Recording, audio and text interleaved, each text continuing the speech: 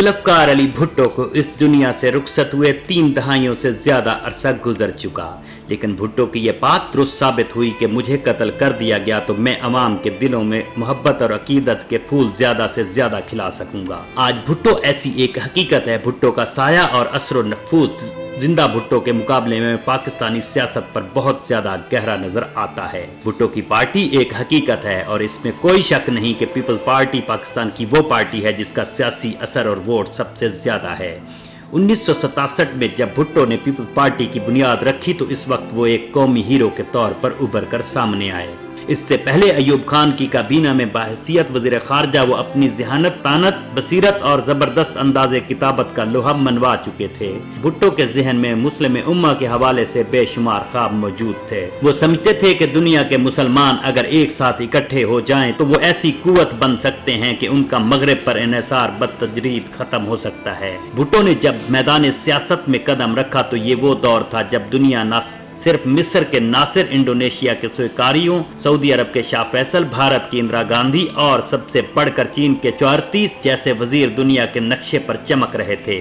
Bhutto joint of country की जुरतमंदी, डिगाल की बसीरत और लोयमदीन जैसे लीडर की नजरशनासी से मुतासिर हुए। वो टेलर और मुसोलिनी की किताबों का मुतालिया करते थे और उनकी जिंदगियों के इस पहलू का बगौर जायजा लिया करते थे कि दुनिया में मसाइल से निपटने के लिए क्या तदाबीर इख्तियार की जा सकती हैं। भुट्टो तारीख के एक ज़हीन तालिब इल्म थे। उनका ताल्लुक सिंध के अमीर घराने से था।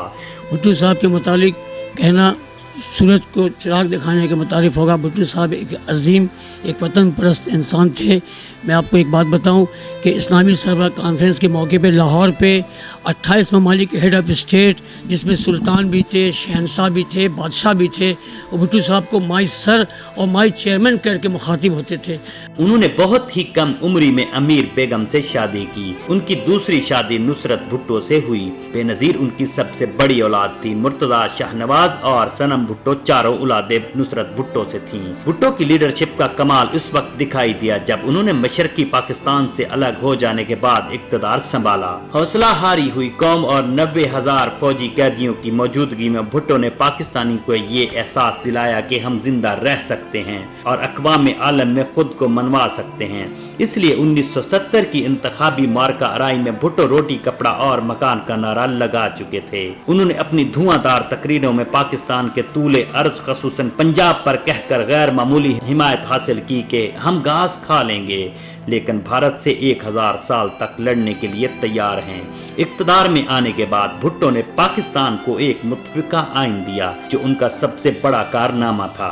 उन्होंने पहली बार पाकिस्तानी सियासत को ड्राइंग रूम से निकाल कर जलसों और जुलूसों में बदल दिया। उन्होंने गरीबों को इज्जत दी। उनके दौर में मजदूरों और किसानों के मामलात पर खसूसी तवज्जो दी। उनकी बड़ी खूबी यह थी कि वो मुस्लिम उम्मा को यकजा करने के लिए इस्लामी दुनिया के लीडरों को एक प्लेटफार्म पर जमा करना था। भुट्टो के दौर में पाकिस्तान में मेहनत कशों की बहुत बड़ी तादाद थी जो मशरिक़ वुस्ता गई। ये वो दौर था जब पाकिस्तान में आम आदमी का म्यार जिंदगी बुलंद होना शुरू हुआ और वो चीजें जो आसाइशों में शामिल की जानी थी वो जरूरतों का हिस्सा बन गईं। इसमें कोई शक नहीं कि भुट्टो के मदाहों की एक बड़ी तादाद मौजूद है और नाकदीन भी बेशुमार हैं जो समझते हैं कि भुट्टो जिद्दी अनापरस्त थे। वो समझते हैं कि भुट्टो मुस्तकिल मिजाज और मुनाफकत बर्दाश्त न करने वाले ऐसे लीडर थे जो अपनी मनमानी करते थे। लेकिन ये भी हकीकत है कि भुट्टो तमाम तर बेहतरी, खूबियों और खामियों के साथ पाकिस्तानी कौम के एक हीरो थे। इसका इजहार उस वक्त हुआ जब उन्हें फांसी दी गई तो उनके कटर से कटर मुखालफिन की भी आंखें नम थीं। जनाब, लोग उनसे इतना मोहब्बत इश्क करते थे भुट्टो साहब से। जिस दिन फांसी हुई 4 लोग थे लाहौर में, खुद को नजर आतिश किया, लोगों ने जिंदा जलाया। और भुट्टो साहब के अगर नमाज जनाजा होता, देखिए उस वक्त जुल्म की इंतहा। देखिए एक वाक़या बताता हूँ, तस्वीर में मेरा मौजूद है। जिस दिन 4 अप्रैल को सुबह उनको फांसी रात को 2 बजे हुई तो बीबी साहिबा और बेगम साहिबा सैला रेस्ट हाउस में थी। वो अंगूठी जेल का अमला, भुट्टो साहब की शादी की अंगूठी उनके हाथ में थी फांसी के वक्त। वो लाके जब बीबी साहिबा को दिया, बेगम साहब फूल फूल कर रोने लगी और बीबी साहिबा ने उस वक्त ये फरियाद किया खुदा से कि आज मेरे वालिद का चेहरा देखने नहीं दिया गया। लेकिन कुदरत का इंतकाम देखिए, मकाफात अमल देखिए।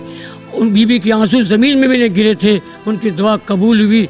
जिस शख्स ने भुट्टो साहब को फांसी दिलवाया और उनके आँख से दीदार करने नहीं दिया, उनके अहले खाना جب وہ شخص اس جہاں پانی سے رخصت ہوا تو ان کے اہل خانہ ان کے سامنے جلد خاکی ان کا رکھا ہوا تھا، لیکن اس میں چہرہ نہیں تھا، وہ دیکھ نہیں سکے۔ یہ قدرت کا انتقام ہے، دنیا عبرت کی جگہ۔ کاش کو اس بات کو سمجھے کہ جاؤ از جاؤ، گندم از گندم کیا ہو۔ بھٹو کی زندگی کا احاطہ کرنا اتنا آسان نہیں، لیکن وہ اپنی 57 سالہ زندگی میں پاکستانی سیاست کے ماتھے پر نقوش چھوڑ گئے ہیں جنہیں کبھی بھی فراموش نہیں کیا جا سکتا۔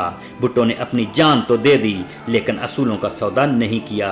آج ہر کوئی کہہ رہا ہے کہ بھٹو کی پھانسی کا فیصلہ در حقیقت عدالتی قتل تھا۔ بھٹو کی بیٹی بے نظیر بھٹو آج سب سے بڑی دلیل ہے۔ بے نظیر بھٹو نے اپنے والد کے نقش قدم پر چلتے ہوئے پاکستان میں جمہوری اداروں کے اس استحکام کے لیے بڑی بے شمار قربانیاں دی۔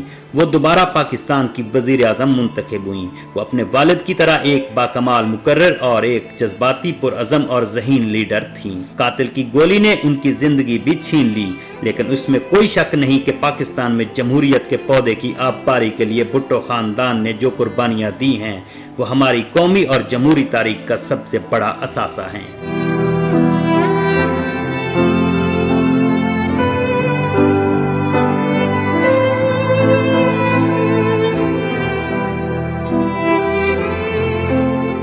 بھٹو خاندان نے پاکستان کے لیے بہت سی قربانیاں دی ہیں، اسی لیے بھٹو خاندان کی خدمات کو کبھی بھی بھلایا نہیں جا سکتا۔ کیمرامین اطہر جعفری کے ساتھ مہر امید انور، دن نیوز، کراچی۔